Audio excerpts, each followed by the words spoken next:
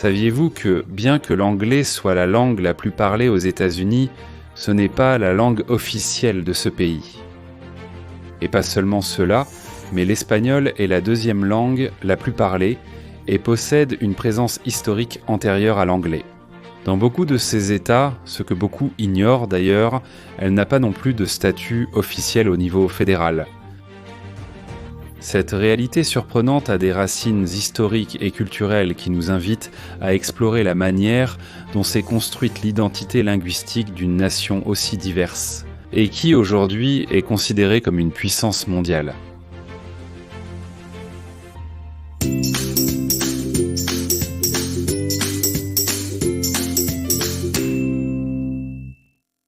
Contrairement à de nombreux pays où la langue officielle est clairement établie dans la Constitution ou dans des lois fédérales, les États-Unis n'ont pas de langue officielle au niveau national. Selon les données de la Prometheus Program, de la plateforme d'enseignement des langues en ligne Babel, recueillies en 2018, les 6 langues les plus parlées aux États-Unis sont résumées ci-dessous. En premier lieu, comme on pouvait s'y attendre, il y a l'anglais, avec plus de 231 millions de locuteurs natifs. La deuxième place est occupée par l'espagnol, avec un peu plus de 57 millions de personnes qui le parlent comme langue maternelle. Il est suivi en troisième position par le chinois, y compris le cantonais, le mandarin et d'autres variantes. Avec environ 2,9 millions de locuteurs, viennent ensuite le français et le créole français, y compris aussi le patois et le français cadien, avec 2 millions de francophones natifs.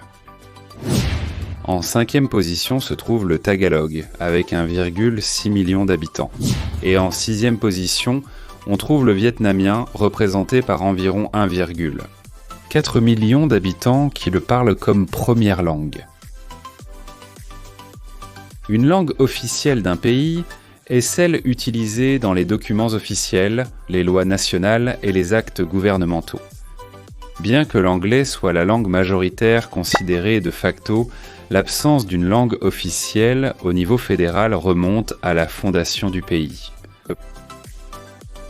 Le Dr Wainwright, professeur de langue et de littératie à l'université Purdue, a expliqué lors d'une interview accordée à la chaîne Cable News Network concernant la langue officielle des États-Unis. Il a expliqué que les pères fondateurs n'ont pas vu la nécessité d'en déclarer une. L'anglais y était presque la langue dominante à cette époque, donc il n'était vraiment pas nécessaire de la protéger. Et ils ne voulaient vraiment pas offenser leurs concitoyens américains qui avaient aidé à lutter pour l'indépendance. Bien que peut-être, au fond, cette décision reflétait un désir implicite d'inclusion et de reconnaissance de la diversité linguistique de tous les colons. D'autre part, d'un point de vue constitutionnel, il convient de préciser qu'il n'existe nulle part dans toute la Constitution américaine où il est dit que l'anglais ou toute autre langue spécifique soit la langue officielle des États-Unis. Cependant, au niveau des États, la situation est différente. Plus de 30 des 50 États ont officialisé l'anglais comme leur langue officielle. Cela signifie que dans ces États, l'anglais est la langue utilisée dans les procédures gouvernementales et les documents officiels, en plus d'être la langue vernaculaire de l'enseignement primaire, secondaire et universitaire. Mais qu'en est-il de l'espagnol ? L'État du Nouveau-Mexique est un cas particulier. Bien qu'il ne déclare pas officiellement l'espagnol comme langue officielle, sa constitution reconnaît l'utilisation à la fois de l'anglais et de l'espagnol dans les affaires gouvernementales. Cela est dû à la riche héritage hispanique de l'État et à la population hispanophone significative.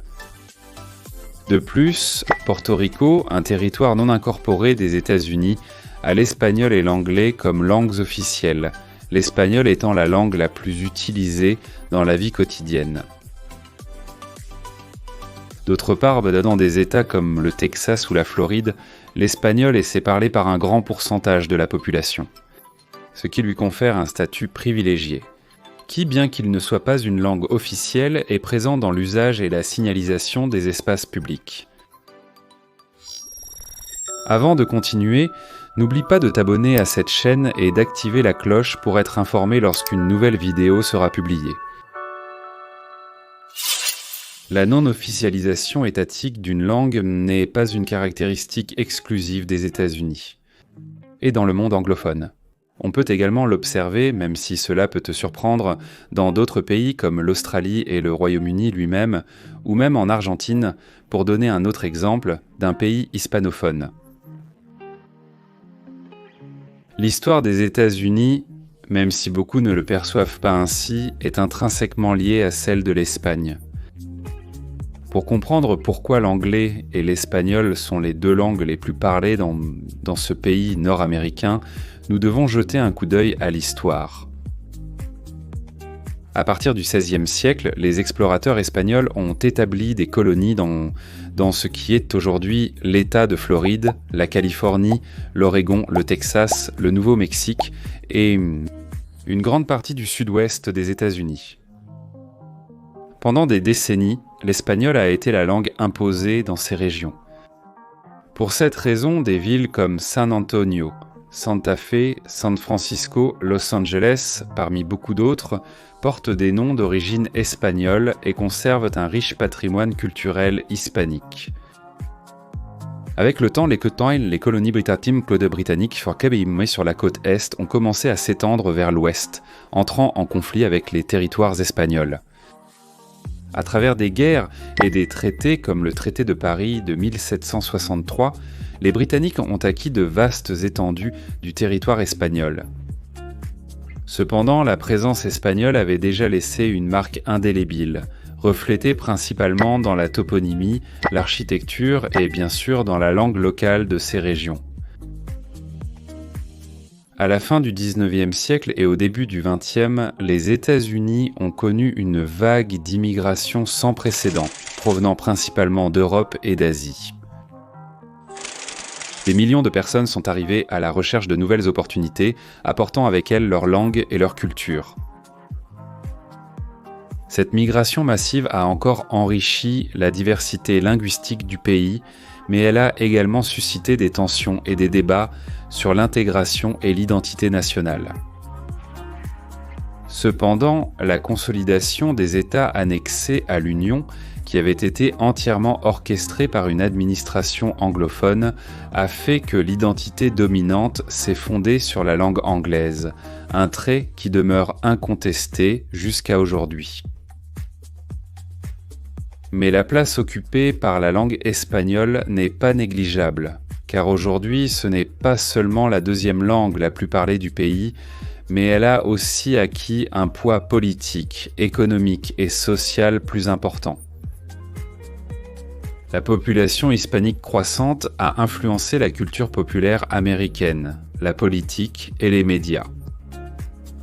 Les communautés hispaniques ont réalisé des avancées significatives dans la défense de leurs droits linguistiques et culturels. Et l'espagnol est devenu une langue des affaires et de l'éducation dans de nombreuses régions du pays. Bien que la majorité des anglophones natifs ne parlent pas le castillan, ils savent qu'il est présent et qu'il coexiste avec eux, surtout dans des villes comme Miami, New York et Los Angeles.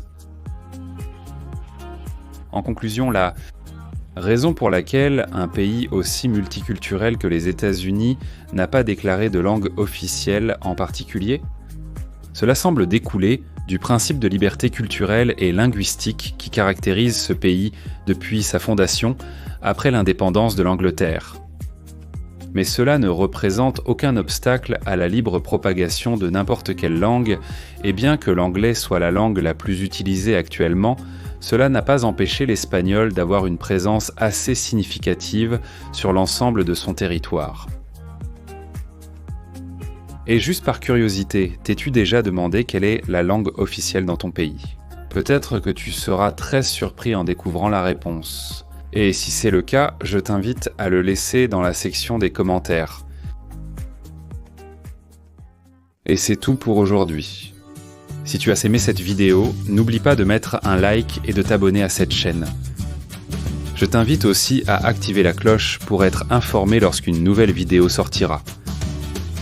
À bientôt.